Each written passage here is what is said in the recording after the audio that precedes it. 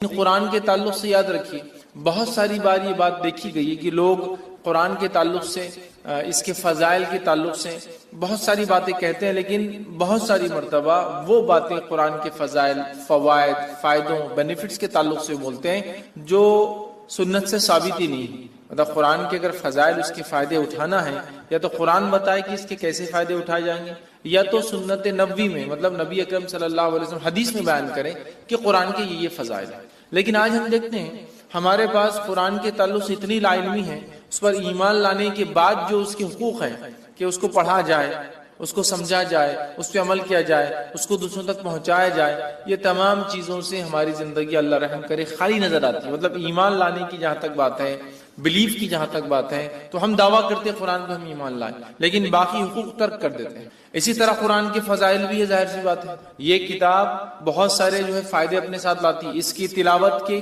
کئی فائدے ہیں، اتنے سارے کی جو بتائے گئے وہ بھی ہوتے ہیں، جو نہیں بتائے گئے وہ بھی ہمیں انشاءاللہ ملتے ہیں، کچھ دنیا میں ملیں گے، کچھ آخرت میں ملیں گے۔ لیکن قرآن کے تعلق سے کچھ فضائل گھڑ دیے گئے ہیں، لوگوں نے بنا دیے ہیں، لوگوں نے بتا دیے ہیں، عجیب و غریب فضائل مختلف صورتوں کے تعلق سے۔ اور ایسے بھی کچھ فضائل ہیں جو ثابت ہی نہیں ہے، چلیے کچھ ثابت ہے اور اس کو بڑھا دیا لوگوں نے۔ مطلب ایک چیز ثابت ہے کہ قرآن کی یہ صورت کی یہ فضائل ہے، اب لوگ بڑا چڑھا کر بتا رہے ہیں، تو یہ تو سمجھ میں آ رہا ہے کہ کچھ تو ہے، لیکن اس میں لوگوں نے اضافہ کر دیا، ایڈ کر دیا۔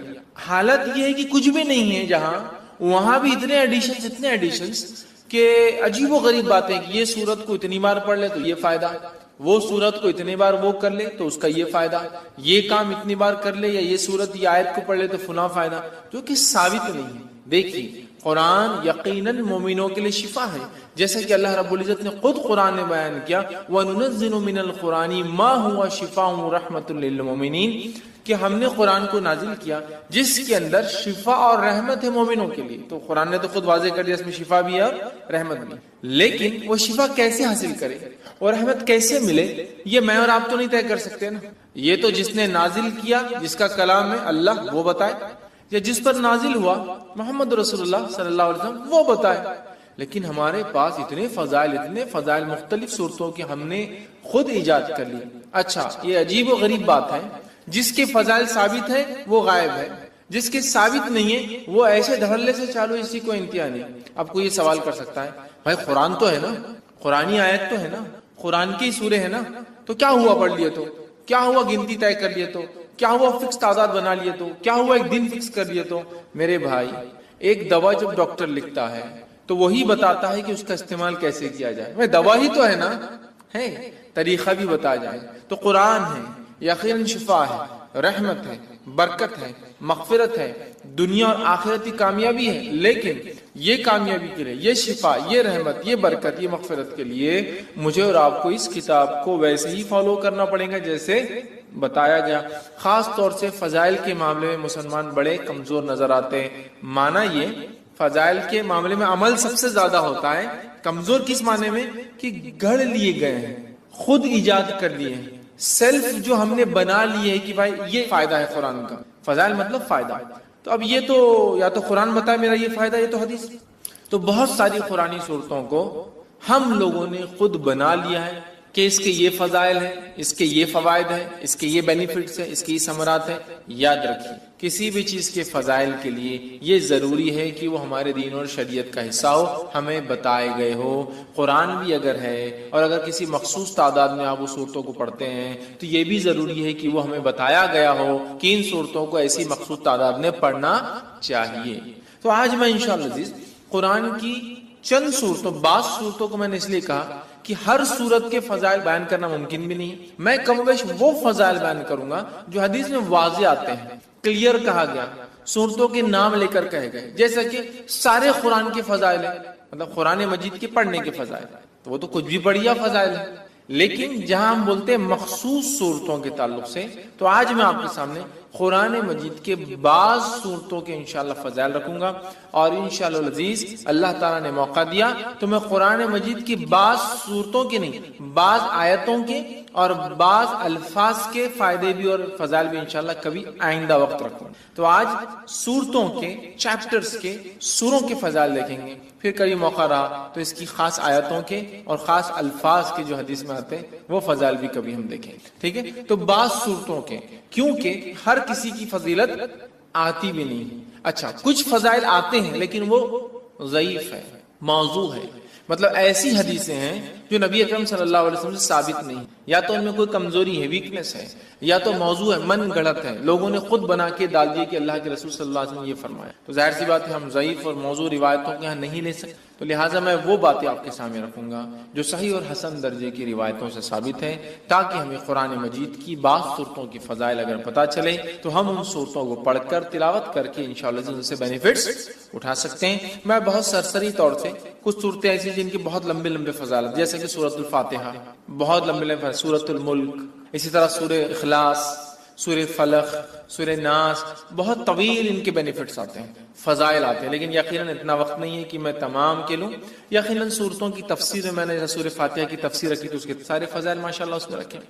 آج میں مختصر چنندہ اہم فضائل کو، اگر ایک صورت ہے جیسے سورۃ الکہف، کئی فضائل آتے ہیں، تو ظاہر سے تو پورے نہیں رکھوں گا، ان میں سے کچھ، تاکہ ہم زیادہ سے زیادہ صورتوں کے آج فضائل دیکھنے کی کوشش کریں کہ ان صورتوں کے کیا فضائل آتے ہیں، خود قرآن نے کیا بیان کیے، اور کچھ فضائل جو احادیث میں آتے ہیں انشاءاللہ جس وہ میں آپ کے سامنے رکھنے کی کوشش کروں گا۔ آئیے سب سے پہلے ہم دیکھتے ہیں سورۃ الفاتحہ، ترتیب میں جائیں گے انشاءاللہ، لیکن ترتیب میں جب ایک حدیث میں کئی صورتوں کے فضائل اگر آئیں گے تو میں پھر اس کو وہیں رکھ دوں گا، وہ صورت کو ہم بعد میں نہیں دیکھیں گے، ٹھیک، ورنہ کوشش کریں گے کہ ہم سیکوینشلی جائے سورۃ الفاتحہ سے۔ تو سب سے پہلی سورت قرآن کی سورۃ الفاتحہ ہے، اور سورہ فاتحہ کی یاد رکھیے بہت بہت بہت فضیلت ہے، اتنی فضیلت ہے کہ جس کی کوئی انتہا نہیں۔ اس سورت کے نام ہی ہمیں بتا دیں گے کہ اس کی فضیلت کتنی ہے، ٹھیک ہے؟ اس سورت کے ناموں سے ایک نام ہے ام القرآن، قرآن کی ماں، ایک نام ہے سبا مثانی، 7 بار بار پڑھی جانے والی آیت ہے، ایک نام ہے قرآن عظیم، مطلب خود سورہ فاتحہ کو بڑا قرآن کہا گیا ہے، اس کا ایک نام ہے سورہ الحمد، اسی طرح سورۃ الشکر، سورہ دعا، سورہ شافیہ، سورہ الکافیہ، سورہ کنز، شفا والی، کافی ہو جانے والی، خزانہ، ٹھیک ہے، دعا، تعریف، الحمد، کئی نام اس کے آتے ہیں، ان کے نام ہی خود بتاتے ہیں اس سورت کے کتنے سارے فضائل۔ اور فاتحہ اس لیے کہا جاتا ہے کہ اس سے قرآن شروع ہوتا ہے، فاتحہ افتتاح سے لفظ آتا ہے، اس کا مطلب فتح مطلب کھلنا، اوپننگ، تو چونکہ قرآن اس سے کھلتا ہے اسی لیے اس کو سورہ فاتحہ کہا جاتا ہے، قرآن اس سے شروع ہوتا ہے۔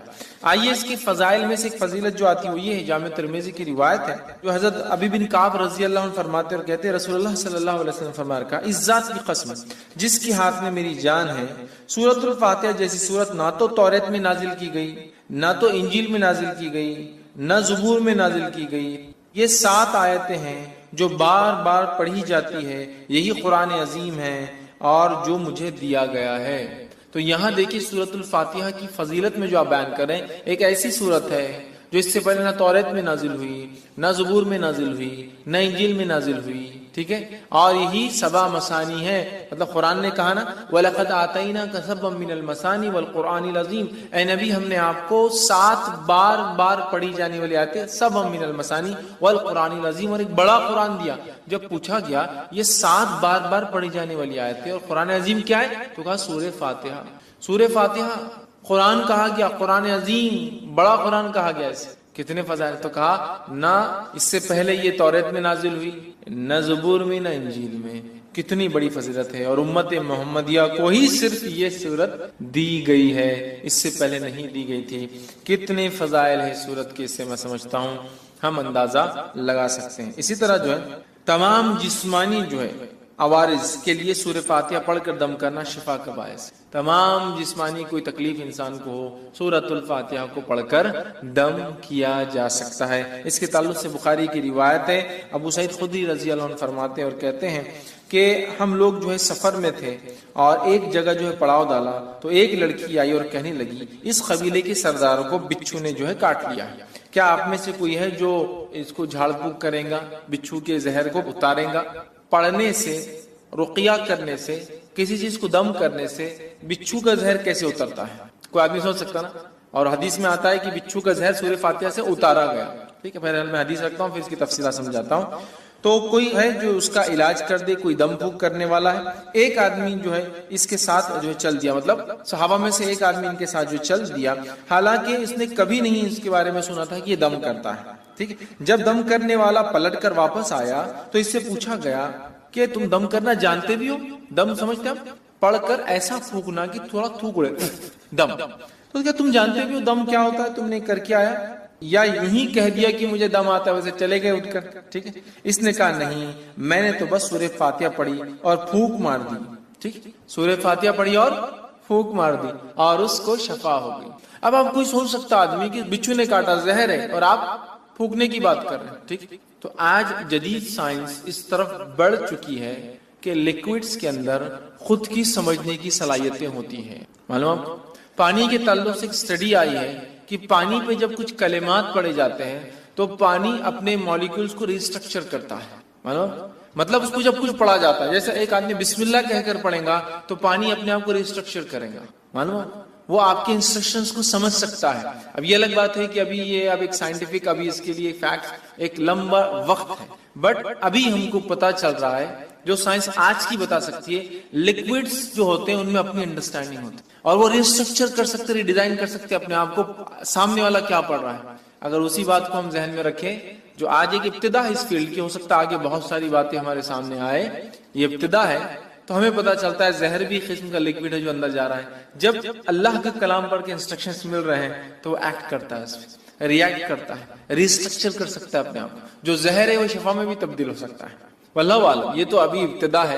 آگے آگے دیکھیے جو ہے سائنس دنیا کیا کیا ثابت کرتی ہے جو اسلام نے پہلے ہی بتا دیا ہے نا. آج بہت ساری تھراپی جس میں صرف پھونکا جاتا ہے اور سہلایا جاتا ہے. دیکھا آپ، مساج خالی پھونکتے ہیں اور ایسا ایسا یوں کرتے ہیں، ملتے ہیں. صرف مساج نہیں، صرف یوں ملیں گے، سر پہ ہاتھ پھیریں گے، باڈی پہ ہاتھ پھیریں گے اور بولتے ہیں اس سے علاج ہوتا ہے. مطلب جرمنی میں ایک سائنٹسٹ ہے، وہ پاگلوں کا یا لوگوں کا علاج کرتا ہے جن کو مرگی وغیرہ کی بیماری، ایپیلیپسی وغیرہ ہوتی ہے، اور وہ ان کو، حالانکہ نان مسلم ہے، کرسچن ہے، تجوید کے ساتھ قرآن پڑھاتا ہے اور اس کی تجزیے کے مطابق، اس کے ایکسپیریمنٹس کے مطابق وہ کہتا ہے اللہ لفظ کو جو تجوید کے ساتھ پراپرلی برابر ادا کیا جائے، ایسا آدمی پاگل نہیں ہوتا.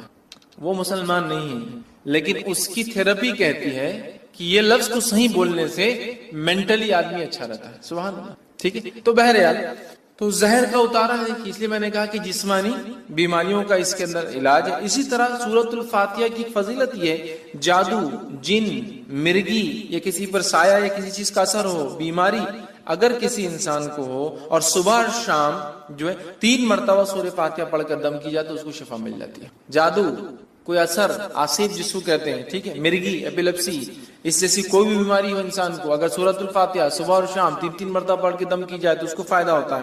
جس کے تعلق سے ابو داؤد کی روایت ہے، ایک لمبا واقعہ ہے. خارجہ بن سلت رضی اللہ عنہ کا جو اس کے راوی، وہ کہتے ہیں کہ ان کے چچا نے روایت کیا کہ وہ ایک سفر میں تھے اور وہ ایک جگہ سے گزرے جہاں ایک آدمی کو لایا گیا جو زنجیروں میں جکڑا ہوا تھا، مطلب اس کو باندھا ہوا تھا رسیوں وغیرہ میں. لوگوں نے کہا یہ پاگل ہے اور تم محمد صلی اللہ علیہ وسلم کے ساتھی ہو اور تم محمد صلی اللہ علیہ وسلم کے ساتھ رہے ہو، کچھ ایسا پڑھو کہ اس انسان کو شفا ہو جائے. صحابہ اس کو صبح اور شام 3 مرتبہ سورہ فاتحہ پڑھتے اور اس پر دم کرتے، تھک تھکی لگا تھوکتے کرتے، اور وہ کہتے تھوڑے دن یہ کیا اور اس کے بعد وہ آدمی ایسا فریش ہو گیا جیسے کہ غلام تھا، آزاد کر دیا گیا، ایک دم اچھا ہو گیا، شفایاب ہو گیا. ٹھیک ہے، اور جو ہے روایت بہرحال لمبی اور بھی بہت ساری باتیں اس میں. ہم کو جو فضائل لینا تھا وہ یہ تھے کہ اس کے پڑھنے سے ذہنی بیماری، پاگل پن، مرگی، جن، سایہ، جو بھی بہرحال بولتے لوگ، نظر بد، سب کا علاج الحمدللہ اس سورت کے. ٹھیک ہے، آئیے دوسرے سورۃ البقرہ. سورۃ البقرہ کی کیا فضیلت ہے، اس کے تعلق سے میں سمجھتا ہوں بہت زیادہ بتانے کی ضرورت نہیں. یہ بڑی مشہور معروف سورت ہے، قرآن کی سب سے بڑی سورت ہے. حدیث کے اندر اس کی فضیلت میں جو آتا ہے، جامع ترمذی کی روایت ہے، نبی اکرم صلی اللہ علیہ وسلم فرمایا کہ جس گھر میں سورۃ البقرہ تلاوت ہوتی ہے اس گھر میں شیطان داخل نہیں ہوتا ہے. میں یقیناً حدیث کے کمپلیٹ ورڈنگز نہیں رکھوں گا چونکہ ہمیں کافی صورتوں کی فضیلت دیکھنا ہے، بس سرسری طور سے بیان کرتا جاؤں گا، کوئی دیکھنا چاہے تو تفصیلات دیکھ سکتا ہے. تو جامع ترمذی کی روایت نبی اکرم صلی اللہ علیہ وسلم فرمایا اور کہا کہ جس گھر میں سورۃ البقرہ پڑھی جاتی ہے اس گھر میں شیطان داخل نہیں ہوتا ہے، یاد رکھیے۔ اسی طرح سورۃ البقرہ کے تعلق سے صحیح مسلم کی روایت میں جو فضائل آتے ہیں وہ کیا سنیے۔ سورۃ البقرہ کی تلاوت اور سماعت جادو کا بہتر علاج ہے، تلاوت اور سننا جادو کا علاج ہے۔ دوسرا، کوئی جادوگر سورۃ البقرہ پہ غالب نہیں آ سکتا۔ تیسرا فائدہ اسے پتہ چلا ہے، اس کی تلاوت کرنے سے گھر میں خیر و برکت آتی ہے۔ چوتھی فضیلت معلوم ہوتی ہے، اس کی تلاوت ترک کرنے سے گھر کی خیر و برکت سے انسان محروم ہو جاتا ہے، ٹھیک ہے۔ پانچواں فائدہ آتا ہے، قیامت کے روز سورہ بقرہ اپنے پڑھنے والوں کے لیے مغفرت کے لیے جھگڑا کرے گا۔ 5 فضائل آتے صحیح مسلم کی روایت میں، ٹھیک ہے۔ اور ابو امامہ باہلی رضی اللہ عنہ اس حدیث کے راوی ہے۔ حدیث کے اندر جو آتا ہے وہ یہ ہے، قرآن پڑھا کرو، وہ قیامت کے روز اپنے پڑھنے والوں کی سفارش کرے گا، خصوصاً 2 روشن صورتیں تلاوت کرو، سورۃ البقرہ، سورہ آل عمران، ٹھیک ہے۔ قیامت کے روز یہ اس طرح قطار میں آئیں گی جیسے بادل آتے ہوں، یا 2 سائبان، مطلب 2 سائبان ہے یا پھر بادلوں کے جیسے ہی سایہ لے کر آئیں گے، ٹھیک ہے، یا جیسے قطار میں اڑنے والے پرندوں کی طرح یہ جو ہے آئیں گے اور اپنے پڑھنے والے کی طرف جھگڑا کریں گے۔ سورہ بقرہ اور سورہ آل عمران کی اللہ ان کی مغفرت کرو، ان کو معاف کر دو، تو جھگڑا کریں گے، تو انہیں پڑھا کرو، ٹھیک ہے۔ ان کا پڑھنا باعث برکت ہے، برکت ہے، اور اس کا چھوڑنا باعث حسرت ہے، خیر و برکت چھین جاتی ہے، اور جادوگر اس کا مقابلہ نہیں کر سکتے۔ 5 فضیلت پورے قرآن کی بھی ہے۔ سورہ بقرہ اور سورہ آل عمران کا خاص نام لیا گیا، 2 نمبر اور 3 نمبر کا سورہ ہے قرآن کا یہ، ٹھیک ہے۔ اسی طرح شیطان گھر میں داخل نہیں ہوتا ہے، جادو کا اثر ختم ہو جاتا ہے۔ اب اگر جادو ہو گیا ہے یا شیطان اندر آ گیا ہے تو بھاگ بھی جاتا ہے اس کے پڑھنے سے۔ مطلب ایک تو اندر نہیں آنے دینا، ایک تو جادو ہوگا تو علاج کرنا، اور ایک آ گیا تو ہکالنا، تینوں کام ہو سکتے ہیں سورہ بقرہ سے۔ سنیے حدیث کے اندر روایت ہے، یہ حاکم کی روایت ہے، نبی اکرم صلی اللہ علیہ وسلم نے فرمایا اور کہا، ہر چیز کی ایک چوٹی ہوتی ہے، قرآن مجید کی چوٹی اور فضیلت اور عظمت کے اعتبار سے سورۃ البقرہ اس کی چوٹی ہے، یاد رکھیں، پیک ہے اس کی، پینیکل ہے اس کا، ٹھیک ہے۔ جس گھر میں سورہ بقرہ پڑھی جاتی ہے شیطان سنتے ہی اس گھر سے بھاگ جاتا ہے۔ جس گھر میں سورۃ البقرہ پڑھی جاتی ہے شیطان سنتے ہی بھاگ جاتا ہے، ایول، برائی جتنی بھی ہے شیطان لاتا ہے نا، گھر سے بھاگ جاتی ہے، ٹھیک ہے۔ آئیے تیسرا سورہ، سورہ آل عمران۔ سورہ آل عمران کے تعلق سے آتا ہے، قیامت کے روز، جو ہم نے پیچھے جو روایت دیکھی اس روایت میں تفصیلات آ چکی تھی صحیح مسلم کی روایت کے اندر، جہاں نبی اکرم صلی اللہ علیہ وسلم نے فرمایا، 2 قطار، یا تو پرندوں کی، یا تو 2 سائبان، درخت جو بڑے سائیدار ہوتے، یا تو بادلوں کے جیسی 2 صورتیں آئیں گی اور اپنے پڑھنے والے کی سفارش، بلکہ جھگڑا کریں گے ان کے لیے، نور ثابت ہوں گے ان کے لیے۔ اور روز قیامت جب کوئی سایہ نہ ہوگا تو 7 تو عرش میں ہے، اس کے علاوہ جن کو سایہ ملے گا ان میں سورۃ البقرہ اور سورہ آل عمران پڑھنے والے بھی، اور یہ 2 نور جیسے ثابت ہوں گے، ٹھیک ہے۔ تو سورہ آل عمران بھی اس میں شامل تھا، یہ نور جیسی ثابت ہوں، سایہ درخت جیسی ثابت ہوں۔ یہ اس کے بڑے فضائل یاد رکھیے سورۃ آل عمران کے، اور یہ لڑیں گی، یاد رکھیے لڑیں گی۔ آئیے حدیث کے الفاظ سن لیجیے۔ نبی اکرم صلی اللہ علیہ وسلم کو، یہ مسلم کی روایت ہے، کو فرماتے ہوئے سنا ہے کہ قیامت کے روز قرآن مجید لایا جائے گا، اور جو لوگ قرآن پر عمل کرتے تھے وہ بھی لائے جائیں گے۔ سورہ بقرہ اور سورہ آل عمران آگے ہوں گے۔ اس کے بعد نبی اکرم صلی اللہ علیہ وسلم نے ان دونوں صورتوں کی 3 مثالیں دی جنہیں میں آج تک نہیں بھولا۔ راوی کہتے ہیں اور فرماتے ہیں، وہ دونوں صورتیں بادل کے 2 ٹکڑوں کی طرح ہوں گی، مطلب سایہ دیں گی، 2 کالے رنگ کی جو چھتریاں ہوں گی جن میں روشنی چمک رہیں گی، بادل جیسی ہوں گی، 2 چھتریاں ہوں گی ان میں روشنی بھی چمک رہی ہوں گی، ٹھیک ہے۔ اور 2 قطاریں پرندوں کی ہوں گی اور وہ اپنے صاحب کی طرف جو ہے جھگڑیں گی، 2 قطاریں پرندوں کی طرح ہوں گی اور وہ اس کو پڑھنے والوں کے لیے جھگڑا کریں گی اللہ سے۔ تو یہ 2 صورتیں بڑی اہم ہیں، سورہ بقرہ اور سورہ آل عمران۔ سورہ فاتحہ کی فضیلت ماشاءاللہ ہم دیکھ چکے ہیں۔ چوتھی جو ہم دیکھیں گے صورت وہ ہے سورہ ہود۔ اب بیچ بیچ میں بہت ساری صورتیں ہم چھوڑ چکے ہیں، ان کے بہت ساروں کی فضائل ثابت نہیں ہوتے ہیں، ٹھیک ہے، اس لیے ہم چھوڑتے چلیں گے، اس لیے بعض میں نے کہا جو بہت اہم ہے، اور بہت ساروں کے تعلق سے میں نے جیسا کہا کہ بہت ساری ضعیف روایتیں آتی ہیں تو میں وہ نہیں رکھوں گا آپ کے ساتھ، ٹھیک ہے۔ سورہ ہود کو ہم دیکھتے ہیں۔ سورہ ہود کی یاد رکھی بڑی فضیلت ہے، اور سورہ ہود کے تعلق سے جامع ترمذی کی روایت ہے، جو باتیں ہمیں پتہ چلتی وہ یہ ہے کہ سورۃ الہود سورہ نمبر 11، سورہ واقعہ سورہ نمبر 56 56، سورہ مرسلات سورہ نمبر 77 77، سورہ نبا سورہ نمبر 78 78، سورہ تکویر سورہ نمبر 81 81 جو ہے، ان صورتوں کی ایک ہی حدیث میں ایک ساتھ فضائل آتے ہیں۔ 5 صورتوں کی کیا فضائل ہے؟ عبداللہ ابن عباس رضی اللہ عنہ اس کے راوی کہتے ہیں، ابوبکر صدیق رضی اللہ عنہ نے عرض کیا، یا رسول اللہ صلی اللہ علیہ وسلم، آپ بوڑھے ہو گئے ہیں، مطلب نبی اکرم صلی اللہ علیہ وسلم کے سر میں کچھ بال سفید نظر آنے لگے تھے، حالانکہ انس بن مالک رضی اللہ عنہ کہتے ہیں آپ کے بہت کم بال سفید تھے اور آپ تیل لگانے سے چھپ جایا کرتے تھے، تو اللہ کے رسول صلی اللہ علیہ وسلم سے ابوبکر صدیق نے پوچھا رضی اللہ عنہ کیا بات؟ بہت سارے بال آپ کے سفید نظر آئے. تب اللہ کے رسول صلی اللہ علیہ وسلم فرمایا مجھے سورہ ہود، سورہ واقعہ، سورہ مرسلات، سورہ نبا، سورہ تکویر نے بوڑھا کر دیا ہے. مطلب یہ صورتیں قیامت کا منظر پیش کرتی، یہ صورتوں نے قوموں کے واقعات پیش، یہ صورتوں نے قوموں کے ایمان نہ لانے پر کیسے عذابات آئے. سورہ ہود پڑھیا، کتنی قوموں کے واقعات، نوح علیہ السلام کا واقعہ، صالح علیہ السلام کا واقعہ، شعیب علیہ السلام کا واقعہ، ہود علیہ السلام کا واقعہ ہے نا، کتنے واقعات. تو ان واقعات نے، ان قصوں نے، ان باتوں نے، جو واقعات یہاں ہوئے ہیں، جو قوموں کے ساتھ سلوک ہوا ہے، میری قوم بھی ایمان نہیں لا رہی، ان کے ساتھ بھی ہو سکتا ہے نا میرے بعد کے لوگ. تو اللہ کے رسول صلی اللہ علیہ وسلم یہ صورتیں نازل ہوئی تو آپ غور کر کے، فکر کر کے، سوچنے کی بنیاد پر آپ کے بال جو ہے سفید ہونے لگے. لیکن اس سے ایک بات جو پتہ چلی وہ یہ ہے، یہ وہ صورتیں ہیں جن کے پڑھنے سے آخرت کی فکر پیدا ہوتی ہے. اس کی فضیلت ہے آخرت کی فکر، اور ایکسٹرا آرڈنری فکر کرنے سے آدمی بوڑھا ہونا شروع ہو جاتا ہے. بولتے ہیں لوگ ارے وقت سے پہلے بال سفید ہو، کیا فکر ہے تم کو؟ بولتے ہیں آخرت، اور آخرت بڑی اہم چیز ہے، یاد رکھیں. تو 5 صورتیں اس میں آ گئی. اسی طرح جو ہے سورہ بنی اسرائیل دیکھیں گے ہم، سورہ نمبر 17. سورہ بنی اسرائیل کے تعلق سے یاد رکھیے یہ بڑی اہم صورت ہے، اور نبی اکرم صلی اللہ علیہ وسلم کے تعلق سے جامع ترمذی کی روایت ہے. یوں آتا ہے، عائشہ رضی اللہ عنہا فرماتی اور کہتی ہیں نبی اکرم صلی اللہ علیہ وسلم اس وقت تک نہیں سوتے تھے جب تک سورہ بنی اسرائیل اور سورہ الزمر، سورہ زمر، سورہ بنی اسرائیل سورہ نمبر 17، سورہ الزمر سورہ نمبر 39، سورہ الزمر کی تلاوت نہیں کر لیتے تھے.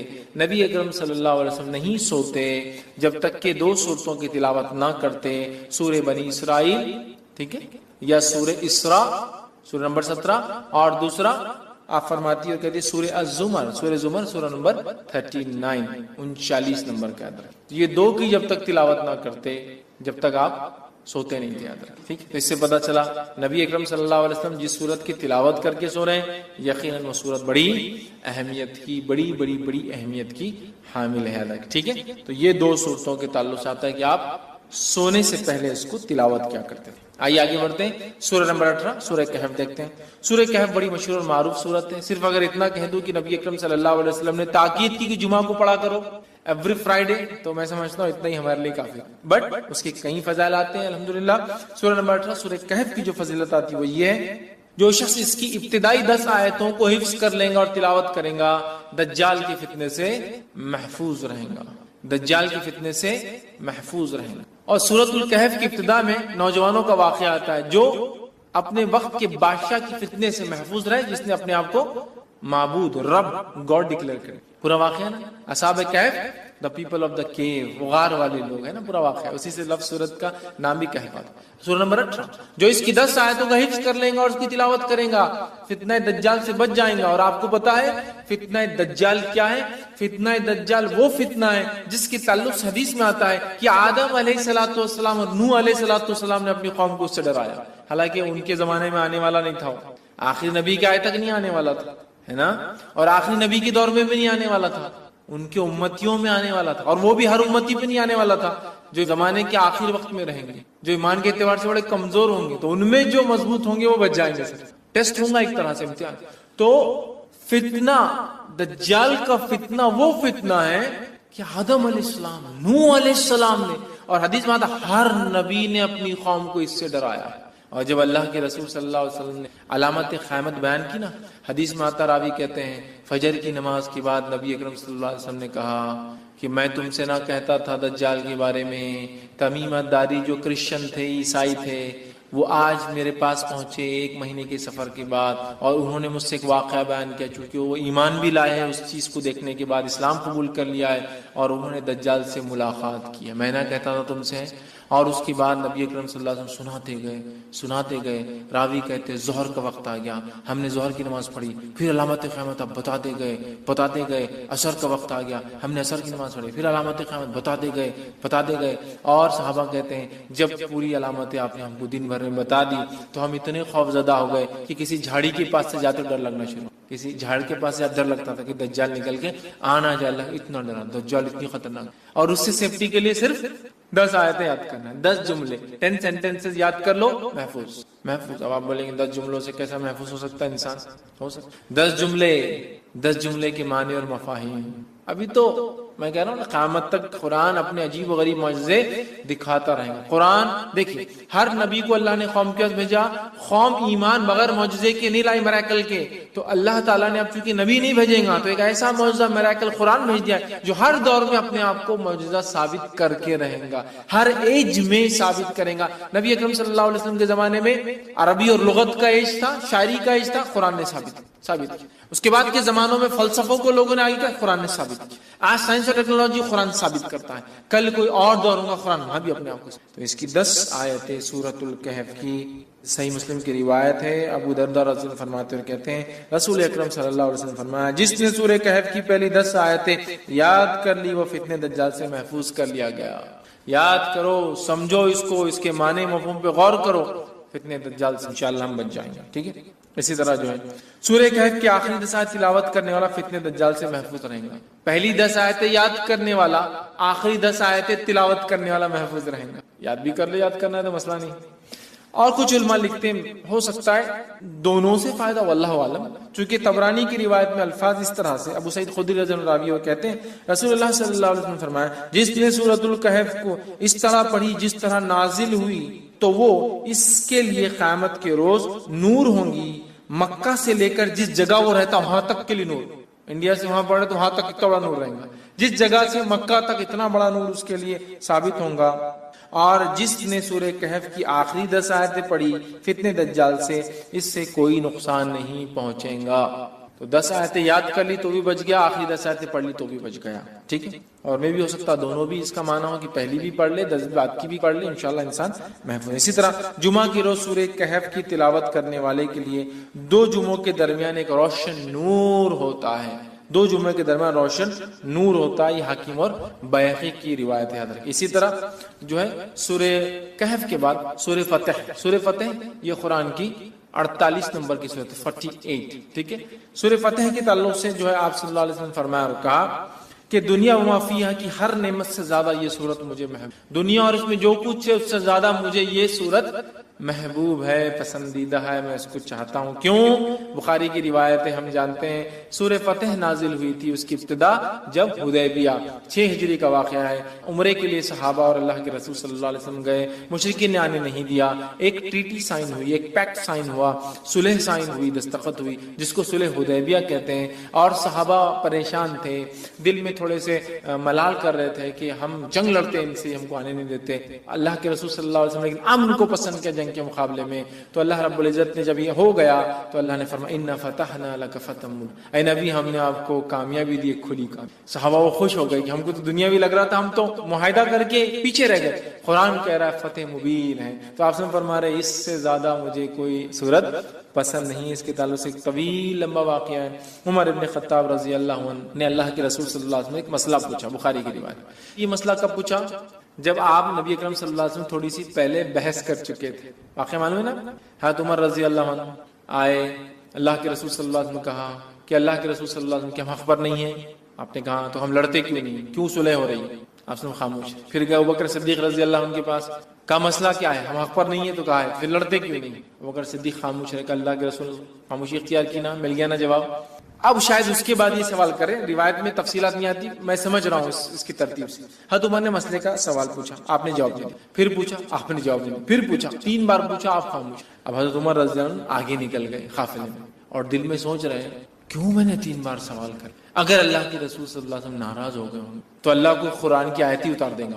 اب میرے کچھ نہ کچھ مصیبت آتی, مطلب کہیں میرا تذکرہ نہ آ جائے, قرآن اتر جائیں گا اور میرا کنڈیمنیشن یا میرے بارے میں کچھ نہ کچھ آ جائے گا, اور یہ ٹھیک نہیں ہو. بہت پریشان ہو, بہت دل میں پریشان ہونے لگی, اور آگے چلے گئے کہ 3 بار پوچھنا, 1 بار پوچھا ٹھیک تھا نا, کیوں میں نے سیکنڈ اور تھرڈ ٹائم پوچھ لیا, اننیسیسری تھا, نہیں بولنا چاہیے تھا, نہیں پوچھنا چاہیے تھا. آپ سب پتہ نہیں کیا کیفیت میں تھے, کیا حالت تھی. اب میرے پہ خواہ ہوتا جاتا ہے. اب اتنی دیر میں اللہ کے رسول صلی اللہ علیہ وسلم نے کہا عمر کا ہے. اب یہ تو آگے چلے گئے. ایک صحابی کا دیکھو جا کے عمر, وہ آگے گئے اور چلائے عمر تمہیں اللہ کے رسول صلی اللہ علیہ وسلم بلانا. حضرت عمر گھبرا گیا, کہا اب کچھ تو بھی ہو گیا, کوئی آیت اتر گئی میرے خلاف, چونکہ میں نے اننیسری ڈسٹرب کر. نبی نے 1 بار جواب نہیں دیا, خاموش رہ جانا تھا, دوسری بار پھر خاموش رہ جانا تھا, 3 بار کر. وہ گئے, تب نبی اکرم صلی اللہ علیہ وسلم نے پوچھا, جب کہ وہ ڈرتے ہوئے جا رہے تھے کہ میرے بارے میں کچھ نہ اتر گیا ہو. آپ نے فرمایا میرے لیے کہ قرآن تو نہیں نازل ہو گیا؟ تو آپ نے فرمایا آج رات مجھ پر ایک سورت نازل کی گئی ہے جو مجھے ہر اس چیز سے محبوب ہے جس پر سورج طلوع ہوتا ہے, مطلب سورج جس پر نکلتا ہے, اِنَّا فَتَحْنَا لَكَ فَتْحًا مُبِينًا، اسے بخاری نے روایت کیا، مطلب سورہ فتح نازل ہوئی تھی. کہا یہ سورت مجھے سب سے زیادہ محبوب، چونکہ ظاہری اعتبار سے ناکامی نظر آ رہی تھی لیکن اللہ ہی جانتا تھا یہ بڑی کامیابی تھی. کیسا؟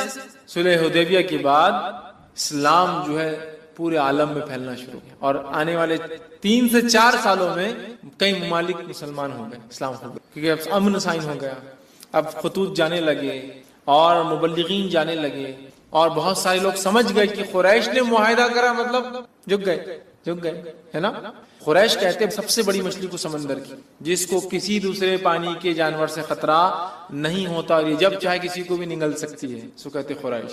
جب سب سے بڑی مچھلی نے معاہدہ کر لیا تو باقی کا کیا سمندر میں، سمجھتے نا.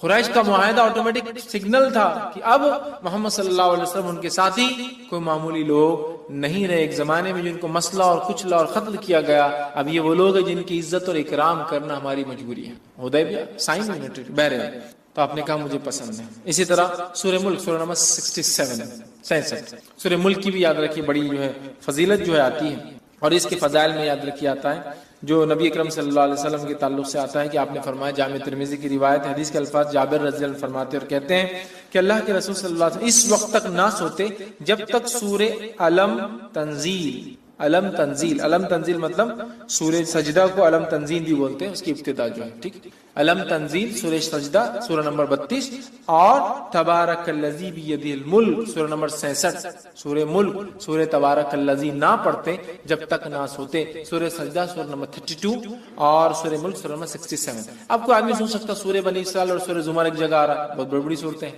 17 اور 39 کہیں آ رہا ہے سورہ ملک اور سورہ سجدہ 32 اور 67. تو ہو سکتا ہے نبی اکرم صلی اللہ علیہ وسلم کچھ صورتیں معمول پڑھتے ہوں گے اور کچھ صورتیں کبھی پڑھتے اور کبھی نہیں پڑھتے ہوں گے. جس نے جب جو دیکھا اس نے وہ عمل کو روایت کر دیا. سمجھ رہے ہیں بات کو؟ کچھ صورتیں آپ معمول پڑھتے ہوں گے، کنٹینیوسلی پڑھتے ہوں گے، اور کچھ صورتیں آپ کبھی پڑھتے ہوں گے اور کبھی نہیں. مطلب ایک سیٹ آف صورتیں آج، ایک سیٹ آف صورتیں کل. آپ اور ہم بھی کر سکتے ہیں، کبھی سورہ بنی اسرائیل اور سورہ زمر پڑھ کے سو گئے، کبھی سورہ ملک اور سورہ سجدہ پڑھ کے سو گئے، ہے نا. اور آپ سے کچھ صورتیں مسلسل مکمل ہمیشہ، سورہ اخلاص، سورہ فلق، سورہ ناس، چھوٹی چھوٹی ہمیشہ. تو یہ آپ کا معمول الگ الگ وقتوں میں رہا ہوں گا، اور دیکھنے والے نے جب دیکھا اس نے وہ بات آپ کی روایت کر دی، یا واللہ عالم آپ سب ایک ساتھ کرتے ہیں، واللہ عالم اللہ ہی بہتر. ٹھیک ہے. تو بہرحال اس میں آتا ہے کہ آپ 2 صورتیں، مطلب الف لام میم تنزیل، ٹھیک ہے، مطلب یہ سورہ سجدہ اور اس کے بعد تبارک الذی بیدہ الملک سورہ نمبر 67 پڑھتے ہیں. سورہ ملک کو آپ صلی اللہ علیہ وسلم فرماتے اور کہتے ہیں، حاکم کی روایت ہے، عبداللہ ابن مسعود رضی اللہ عنہ کے راوی کہتے ہیں سورہ ملک تبارک الذی بیدہ الملک عذاب قبر سے رکاوٹ ہے. آپ سے روز پڑھتے اور یہ عذاب قبر سے رکاوٹ ہے، آڑ ہے، ڈیفنس ہے میرا اور آپ کا، یاد رکھیں. اسی طرح جو ہے سورہ ملک قیامت کے روز اپنے پڑھنے والوں کے لیے سفارش کریں گی، یہ ابن ماجہ کی روایت ہے. سورہ ملک سفارش کریں گی، یاد رکھیے، حتیٰ کہ وہ جھگڑا کریں گی اور اس پڑھنے والے کو بخشا کر لے جائیں گے. خبر میں بھی بینیفٹ، آخرت میں بینیفٹ. سورہ ملک تبارک الذی بیدہ الملک، ٹھیک، وہو علی کل شیء، یہ آپ پڑھیں گے، اس کے فائدے. اسی طرح سورہ ملک پڑھنے والے کی مغفرت کے لیے قیامت کے روز اللہ تعالیٰ سے یہ سورہ جھگڑا کریں گی اور جنت میں لے جائیں گی. عذاب قبر سے محفوظ رکھیں گی، آخرت میں اللہ تعالیٰ سے جو مجادلہ کریں گی، جھگڑا کریں گی، اور جنت میں بھی لے جائیں گی اپنے پڑھنے والے کو. ٹھیک، یہ جو ہے طبرانی کی روایت میں کہ جنت میں لے جائیں گی. ٹھیک ہے، بہت ہی جو ہے اہم صورت ہے. اس کے تعلق سے ایک بات جو آتی ہے، ابن کثیر رحمہ اللہ نے اپنی تفسیر میں سورہ ملک کی اس کو روایت کیا. وہ روایت اس طرح سے، سورہ ملک خود پڑھنی چاہیے اپنے بیوی بچوں کو، حتیٰ کہ اپنے پڑوسیوں کو بھی اس کی پڑھنے کی تلقین کرنا چاہیے. اور صحابہ ایسا کرتے تھے، خود پڑھتے تھے، اپنے بیوی بچوں کو بولتے تھے، اور اڑوس پڑوس میں بولتے تھے سورہ ملک پڑھا کرو بھائی، سورہ ملک پڑھا کرو. سمجھ رہے آپ؟ ہمیں بھی کرنا چاہیے. اسی طرح آگے بڑھتے ہیں، سورہ نمبر 76 سورہ جو ہے دہر یا سورہ انسان 76 سورہ دہر، اس کی انشاءاللہ دیکھتے فضائل.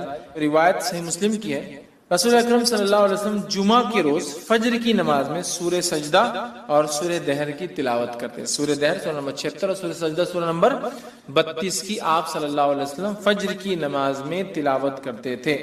ٹھیک ہے، اور جمعہ کے روز، جمعہ کے دن جب آپ فجر پڑھاتے تو ان 2 صورتوں کی اس میں جو ہے آپ صلی اللہ علیہ وسلم تلاوت کیا کرتے تھے. اسی طرح سے مسلم کی ہی روایت میں الفاظ اس طرح سے آتے ہیں. عبداللہ ابن عباس رضی اللہ عنہ اس کے راوی فرماتے ہیں رسول اللہ صلی اللہ علیہ وسلم جمعہ کے روز نماز فجر کی پہلی رکعت میں سورہ سجدہ، دوسری رکعت میں سورہ دہر کی تلاوت فرماتے اور اسی طرح جمعہ کی نماز میں سورہ جمعہ اور سورہ منافقون کی تلاوت کرتے. جمعہ کی فجر میں یہ دو اور جمعہ کی نماز میں، جمعہ کی جو نماز ہوتی ہے اس میں خاص نماز میں آپ سورہ جمعہ سورہ نمبر 62 62 اور سورہ منافقون سورہ نمبر 63 63 آپ پڑھا کرتے ہیں. تو ظاہر سی بات ہے اللہ کے رسول صلی اللہ علیہ وسلم کا یہ سلیکشن بہت امپورٹنٹ ہے، کچھ نہ کچھ مقصد ہے اس کے پیچھے. ٹھیک، تو یہ اس کی فضیلت ثابت کر. اسی طرح نبی اکرم صلی اللہ علیہ وسلم کے تعلق سے آتا ہے کہ آپ جو ہے مسبحات پڑھے بغیر نہیں سوتے. مسبحات کس کو کہتے ہیں؟ مسبحات یہ 7 قرآن کی صورتیں ہیں جن کی ابتدا اللہ کی حمد و ثنا یا تسبیح سے شروع ہوتی ہے. جیسے فار ایگزامپل مثال کے طور پہ سورہ نمبر 17 سورہ بنی اسرائیل، سبحان الذی اسری بعبدہ، سبحان. مسبحات وہ صورتیں جن کی فرسٹ آیت میں اللہ کی حمد و ثنا اور تسبیح ہے. سمجھ رہا؟ مسبحات اس کو کہتے ہیں. ٹھیک ہے، سبح اسم ربک الاعلی سورہ اعلی کی پہلی آیت مسبحات کہتے ہیں. تو ایسی 7 صورتیں ہیں جو اللہ کی حمد و ثنا سے ان کی پہلی آیت شروع ہوتی ہے، اس کو کہتے ہیں مسبحات. تو ایک روایت میں آتا جامع ترمذی کی، نبی اکرم صلی اللہ علیہ وسلم جس کے راوی جو ہے ارباز بن ساریہ رضی اللہ عنہ کہتے ہیں نبی اکرم صلی اللہ علیہ وسلم سونے سے پہلے مسبحات کی تلاوت فرمایا کرتے تھے اور ارشاد فرماتے تھے ان میں ایک آیت ایسی ہے جو 1000 آیت سے بہتر. ایک آیت کون سی ہے؟ مخفی، چھپا ہوا ہے، ہڈن.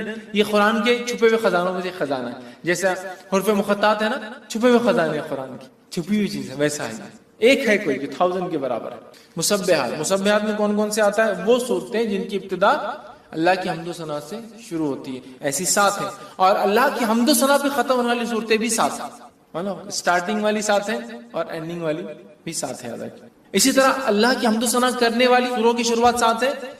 اللہ کی حمد و ثنا کی نفی جو لوگ کرتے ہیں، مطلب اس کے خلاف، اس کے رد میں بھی جو صورتیں چالو 7 ہے. ویسے جو 7 سٹارٹ ہوتی ہے جو اللہ کی حمد و ثنا کے خلاف جو کام ہوتا ہے اس کے رد کرتے ہوتی ہے کہ اللہ ایسا نہیں، اللہ ویسا نہیں، انہوں نے ایسا کر دیا. ٹھیک، بہرحال تو مسبحات کون کون سی صورتیں؟ سورہ نمبر 17 سورہ بنی اسرائیل، سورہ نمبر 57 سورہ حدید 57. اب اس کی فضیلت بھی یہاں آگے دیکھیں. سورہ حدید 57، سورہ حشر سورہ نمبر 59، ٹھیک ہے 59. اسی طرح جو ہے سورہ صف سورہ نمبر 61، ٹھیک ہے. اسی طرح جو سورہ جمعہ سورہ نمبر 62، سورہ تغابن سورہ نمبر 64 اور اسی طرح سورہ اعلیٰ سورہ نمبر 87. یہ 7 صورتیں جو مسبحات ہیں. آپ صلی اللہ علیہ وسلم یہ 7 پڑھ کر سویا کر. 17، 57، 59، 61، 62، 64 اور 87 یہ اتنی صورتیں پڑھ کر نبی اکرم صلی اللہ علیہ وسلم سویا کرتے تھے. آئیے آگے بڑھتے ہیں. اسی طرح سورہ تکویر سورہ نمبر 81 کے تعلق سے ہم دیکھتے ہیں. سورہ تکویر کے تعلق سے نبی اکرم صلی اللہ علیہ وسلم فرماتے ہیں، یہ جو ہے جامع ترمذی کی روایت آپ نے فرمایا، جو شخص اپنی آنکھوں سے قیامت کا منظر دیکھنا پسند کرتا ہے وہ سورہ تکویر، جو شخص اپنی آنکھوں سے قیامت کا منظر دیکھنا پسند کرتا ہے وہ سورہ تکویر سورہ نمبر 81 پڑھے، سورہ انفطار سورہ نمبر 82 پڑھے اور سورہ انشقاق سورہ نمبر 84 یہ 3 صورتیں پڑھے. اس کے سامنے قیامت کا منظر ظاہر ہے. جو شخص قیامت کا منظر اپنی آنکھوں سے دیکھنا چاہتا ہے وہ 3 صورتیں پڑھے. پہلا سورہ تکویر سورہ نمبر 81، دوسرا سورہ انفطار سورہ نمبر 82 اور تیسرا سورہ انشقاق سورہ نمبر 84. یہ پڑھے قیامت اپنی آنکھوں سے. اس کی فضائل کیا ہوں گے؟ اس کا مطلب فضائل یہ ہے کہ اس کو پڑھنے سے آخرت یاد آتی ہے، قیامت یاد آتی ہے. انسان وہ مناظر دیکھتا ہے جو مناظر تب ہونے والے ہیں، یقیناً وہ انٹینسٹی ہم کبھی نہیں سمجھ پائیں گے لیکن کچھ نہ کچھ ایک پکچر سامنے آ جاتا ہے نا. تو بہرحال وہ چیز اس سے جو ہے ظاہر ہوتی ہے. تو یہاں 81 کی فضیلت بھی آ گئی، 82 کی بھی آ گئی، 84 کی بھی آ گئی. اللہ کام بیچ بہت ساری صورتوں کے بیچ میں ایسا ایک الفاظ میں سورہ حدید 57 کے بیچ میں آ گئی، حالانکہ میں نے ترتیب میں نہیں لیا تھا چونکہ ایک حدیث کا حصہ تھا. آئیے اسی طرح سورہ اعلیٰ سورہ نمبر 87 کی کیا فضیلت ہے. سورہ اعلیٰ کے تعلق سے آتا ہے نبی اکرم صلی اللہ علیہ وسلم، یہ صحیح مسلم کی روایت ہے، نماز عیدین اور جمعہ کی نماز کی پہلی رکعت میں سورہ اعلیٰ اور دوسری رکعت میں سورہ غاشیہ تلاوت کرتے ہیں. جمعہ کی نماز میں اور عیدین کی نماز میں پہلی رکعت میں سورہ اعلیٰ، دوسری رکعت میں سورہ غاشیہ تلاوت کرتے ہیں. سورہ اعلیٰ سورہ نمبر 87، سورہ غاشیہ سورہ نمبر 88. تو 87 اور 88 2 آیتوں کی آپ ایک کے بعد ایک تلاوت کیا کرتے تھے. کتنی اہم بات ہے، کتنی اہم فضیلت ہے. اندازہ لگائیے کہ آپ صلی اللہ علیہ وسلم اس کو تلاوت کیا کرتے تھے جمعہ اور عیدین کی نماز. پہلی رکعت میں سورہ اعلیٰ، دوسری رکعت میں سورہ غاشیہ. ہمیں بھی چاہیے اس کی تلاوت کرے. عموماً ہم دیکھتے ہیں بہت سارے لوگ کرتے بھی ان دوستوں کی تلاوت جمعہ کی نماز میں اور عیدین کی نماز میں، تو اس سے بھی اس کی فضیلت پتہ چلتی ہے. اسی طرح جو ہے نماز وتر کی پہلی رکعت میں نبی اکرم صلی اللہ علیہ وسلم سورہ اعلیٰ پڑھتے ہیں زیادہ تر. پہلی رکعت میں سورہ اعلیٰ پڑھتے، دوسری رکعت میں سورہ کافرون پڑھتے، تیسری رکعت میں سورہ اخلاص پڑھتے. ٹھیک ہے، تو اس سے بھی اس کی فضیلت پتہ چلتی ہے سورہ اعلیٰ کی، کہ آپ صلی اللہ علیہ وسلم اس کو نماز میں پڑھا کرتے تھے، یاد رکھیے. اور خاص طور سے یہ سورہ غاشیہ سورہ نمبر 88 اس کی فضیلت آ گئی کہ یہ بھی نبی اکرم صلی اللہ علیہ وسلم جمعہ اور عیدین کے نماز میں اس کو تلاوت کرتے تھے. ٹھیک، اسی طرح جو ہے سورہ نمبر 109 سورہ جو ہے الکافرون، اس کی فضائل بھی دیکھتے ہیں. ایک مرتبہ سورہ الکافرون پڑھنے کا ثواب 1/4 قرآن پڑھنے کے برابر ہے.